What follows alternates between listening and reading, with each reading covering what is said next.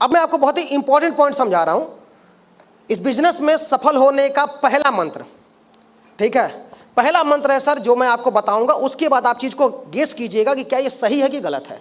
पहला मंत्र क्या है सर कि हम पॉजिटिव निगेटिव क्यों होते हैं, ठीक है, क्योंकि स्लाइड अभी रोक देंगे कि ये टॉपिक चल रहा था, इसको पहले खत्म करते हैं। हम पॉजिटिव निगेटिव क्यों होते हैं? अच्छा, होते तो उसका फायदा क्या है? सबसे पहले फायदे पे देख लें कि अगर फायदा है तो ठीक है, और फायदा नहीं है तो कोई मतलब नहीं है सर निगेटिव होने का। क्योंकि मैं एक बात बताता हूं, मान के चलिए कि कोई भी चीज अगर हम प्राप्त करना चाहते हैं, तो कोई भी चीज प्राप्त करना चाहते हैं और वो अगर 100 कदम की दूरी पे, कितने कदम की दूरी पे है? 100 कदम की दूरी पे है। तो 100 कदम की दूरी पे है तो होता क्या है कि जब हम कदम कदम बढ़ा के जाते हैं तो उतना कदम कम होता है और हम टारगेट के नजदीक पहुंचते हैं। बात यही है। अब होता क्या, हमारे बिजनेस के अंदर जब लोग जुड़ते हैं तो यहां पे जो सबसे ज्यादा जिसको मैं प्रायोरिटी देता हूं और मानता हूं मेरे थिंकिंग के अनुसार कि डायरेक्ट सेलिंग में लॉ ऑफ अट्रैक्शन 100% काम करता है, ठीक है। बाकी इंडस्ट्री का मुझे नहीं पता, लेकिन डायरेक्ट सेलिंग में लॉ ऑफ अट्रैक्शन काम करता है सर। अब होता क्या है कि हम अपने को एक टारगेट दिए कि मुझे उस चीज को प्राप्त करना है, चाहे इस क्वार्टरली टारगेट करना है, चाहे मुझे डायमंड बनना है 3 साल के अंदर। होता क्या है, फिर हम क्या करते हैं सर कि जब डायमंड बनने का 3 साल के अंदर अगर हम जब एक लिखित ग्राफ बनाते हैं, उसके बाद हम जब चलना शुरू करते हैं तो होता क्या है, जब हम चलते हैं 10 कदम पॉजिटिव रहते हुए, कैसे पॉजिटिव रहते हुए हम 10 कदम चल के आगे जाते हैं, और 10 कदम चलने के बाद कोई भी दिक्कत आ जाए, कंपनी से कोई आपको समस्या समझ में आ रही हो, अप्लायंस समझ में आ रही हो, डाउनलाइन समझ में आ रही हो, खुद का पर्सनल समझ में आ रही हो, कोई भी समस्या समझ में आ रही हो और आप समस्या को लेके क्या हो गए, निगेटिव हो गए। तो जब आप निगेटिव होते हैं और जितने समय के लिए निगेटिव होते हैं तो फिर वह कदम जो आगे बढ़ रहा था वह कदम कहां आता है, फिर उल्टे पांव पीछे आता है। मेरी बात समझ रहे हैं? तो जब हम पॉजिटिव होकर के हमें 100 कदम चलना था, हम 10 कदम चले तो कितना बचा था, 90 बचा, 10 चले। अच्छा, फिर निगेटिव हो जाते हैं, निगेटिव होकर के फिर हम 5 पीछे आ जाते हैं, 5 पीछे आते हैं तो चले कितना, 15 कदम, 10 प्लस और 5 ये 15 कदम चले। लेकिन हकीकत में टारगेट पे हम कितना दूरी तय किए, 5 कदम की। मेरी बात को समझिएगा, ये आपको समझ में आना चाहिए, क्योंकि जब जब हम निगेटिव होते हैं तब तब हमारा कदम कहां जाता है, पीछे, और जब जब हम पॉजिटिव होकर काम करते हैं तो हमारा कदम कहां जाता है, आगे। इस बात को बिल्कुल क्लियर दिमाग में रखिएगा। जिनको डायमंडशिप में 3 साल से ऊपर लग रहा है, अगर कोई व्यक्ति डायरेक्ट सेलिंग को किया है, और एक फ्रेशर को अगर 5 साल से ज्यादा लग रहा है, तो कंफर्म है सर कि उसका क्लियर मुद्दा उठा के देख लीजिए, वो व्यक्ति सालों के अंदर कई बार निगेटिव हुआ होगा, और जितनी बार वो निगेटिव होता है उसके कदम जो आगे बढ़े थे, जो दूरी तय किए थे, जो मंजिल की तरफ पहुंचने वाले थे, वो उल्टा कदम पीछे की तरफ आकर के चलते ज्यादा है, लेकिन दूरी क्या हो जाती है, उल्टा टारगेट की तरफ बढ़ जाती है। मेरी बात समझ में आ गई? तो ये हमेशा ये गलती सबसे हो रही है।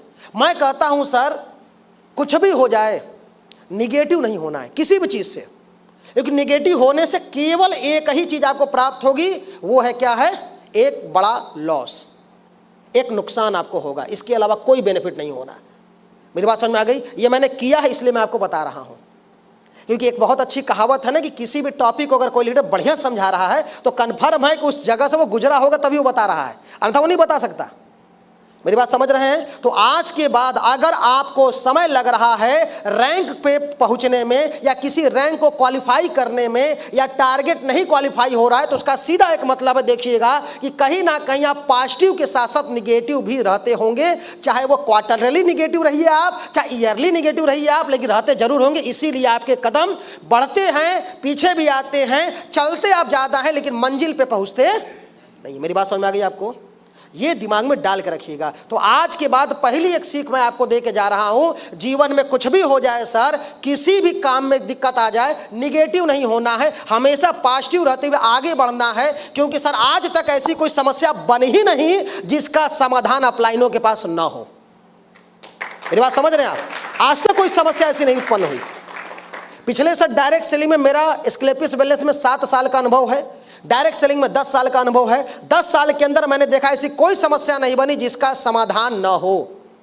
मेरी बात समझ में आ गई? तो जब समाधान है तो समाधान पॉजिटिव होकर लिया जाए कि निगेटिव होकर लिया जाए?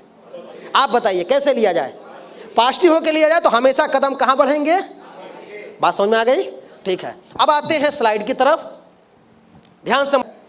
तो सबसे पहला पॉइंट निकल करके आ रहा है, are you ready for a change. मतलब क्योंकि अभी तक जो हम कर रहे हैं, अगर उससे हमारी ग्रोथ बहुत अच्छी होती तो शायद हमें आज नहीं बुलाया जाता, अगर आज बुलाया गया है तो इसका सीधा अर्थ ये निकल करके आता है कि कुछ बदलाव की जरूरत है जो हमें करना आवश्यक है, क्योंकि अगर हम कुछ बदलाव करेंगे तो हमारा बिजनेस क्या होगा, बढ़ेगा। सर मेरी बात को समझिएगा। और हर व्यक्ति को हर जगहों पे अपने आप को अपडेट करना पड़ता है। एक सिंगल ऐसा व्यक्ति नहीं है जिसने अपडेट ना किया हो और वो आगे बढ़ा हो। आप किसी की बात कर लीजिए, आज के डेट में बॉलीवुड इंडस्ट्री में चले जाइए, या आप जो है किसी भी ओलंपिक में चले जाइए, या किसी आप डांसिंग या सिंगिंग में चले जाइए, या किसी भी नेटवर्क मार्केटिंग के लीडर से भी आप मिल लीजिए। जैसे मैं अगर बात करूं तो अगर किसी भी नेटवर्क मार्केटिंग के सफल लीडर से भी अगर आप मिलेंगे तो 2 साल पहले उसके बात करने का तरीका और 2 साल बाद उसके बात करने का तरीका, 2 साल पहले उसके ड्रेसअप सेंस का तरीका, 2 साल बाद उसके ड्रेसअप सेंस का तरीका आपको क्या मिलेगा, अलग मिलेगा। मेरी बात समझ रहे हैं?